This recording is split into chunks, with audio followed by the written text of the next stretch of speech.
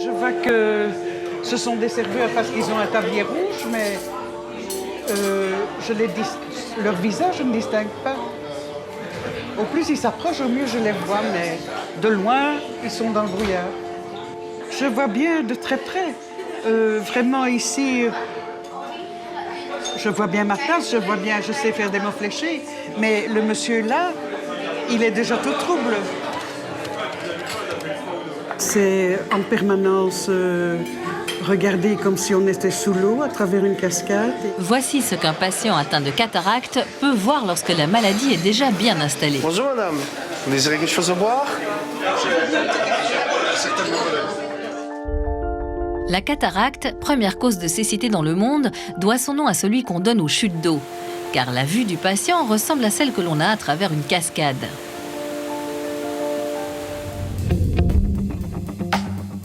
Normalement, la lumière arrive sur le cristallin, la lentille naturelle de l'œil, située juste derrière l'iris.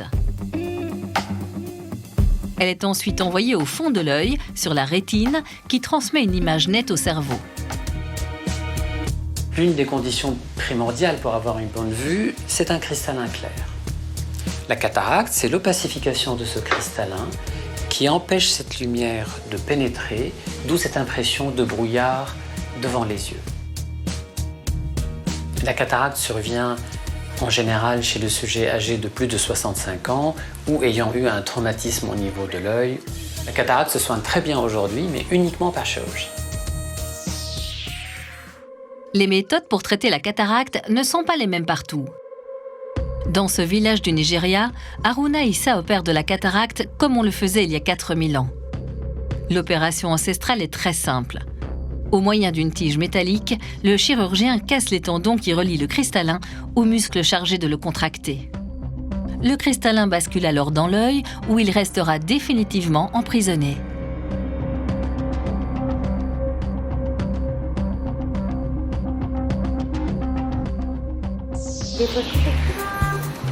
En Belgique, ça se passe autrement. Nous retrouvons Anne-Marie chez le docteur Assaf, prête à bénéficier d'une opération. Je vais vous attacher. Vous êtes un peu détendu.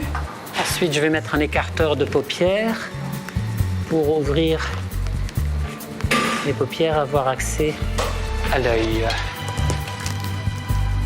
L'intervention va s'effectuer principalement à l'aide de cet outil à ultrasons. Pour opérer la cataracte, on utilise cet instrument qui permet d'émulsifier la cataracte, c'est-à-dire de la broyer, la casser en plusieurs morceaux et de l'aspirer. Le cristallin se situe dans une capsule. Le chirurgien va vider cette capsule pour installer un implant en plastique à la place du cristallin naturel. Tout va bien. Restez détendu et calme. Une fois que les sillons sont réalisés sous forme d'une croix, on peut casser la cataracte en plusieurs morceaux. Cette technique s'appelle Divide and Conquer, diviser pour régner.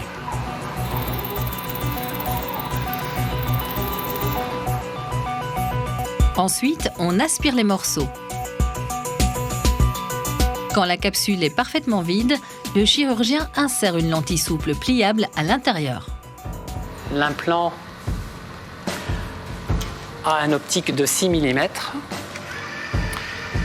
Et comme l'incision est de 2 mm, il faut le plier pour l'injecter.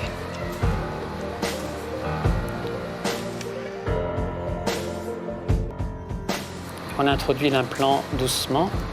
Ok, encore, stop.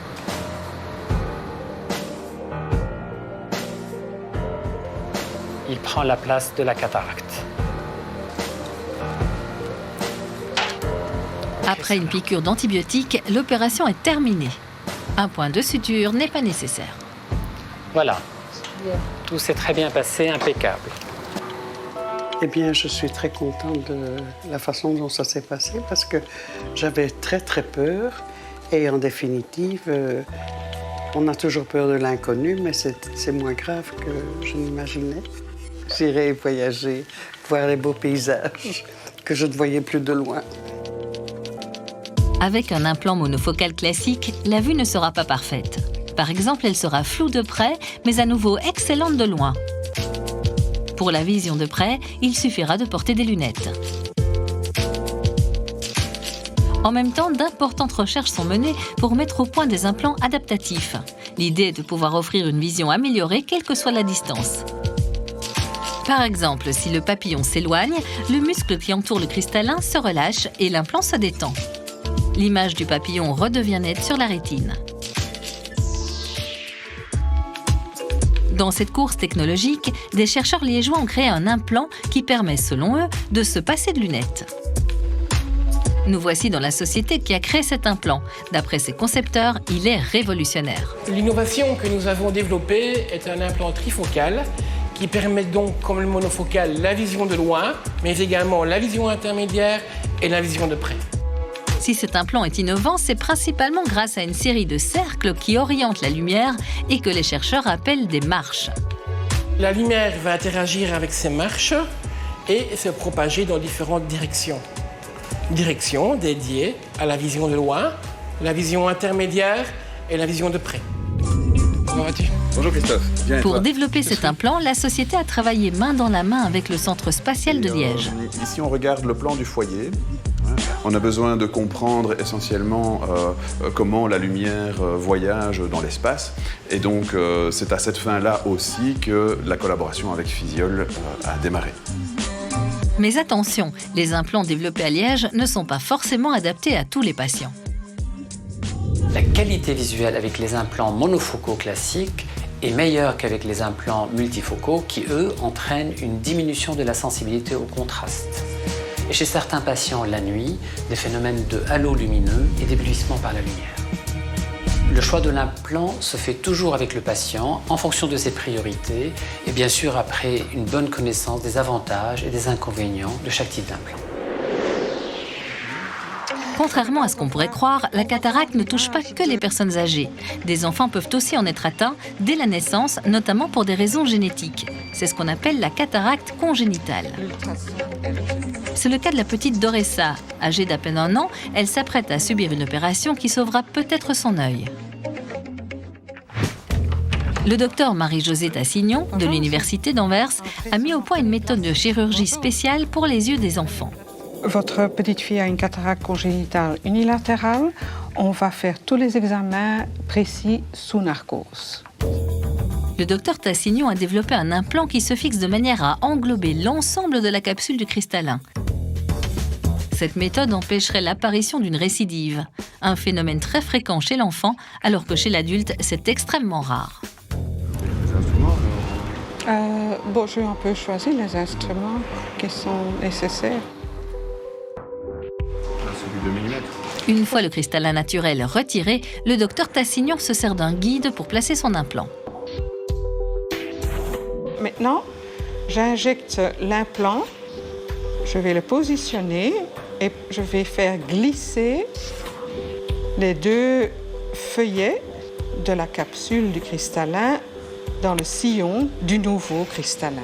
Je vais resserrer la pupille, elle va de nouveau être petite et elle est maintenant bien noire comparée au début de l'opération où elle était toute blanche.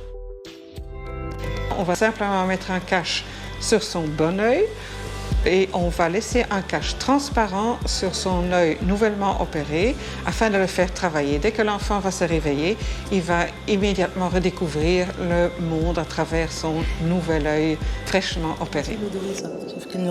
Une semaine plus tard, nous retrouvons la petite Doressa dans sa ville, à Liège, pour le suivi de son opération.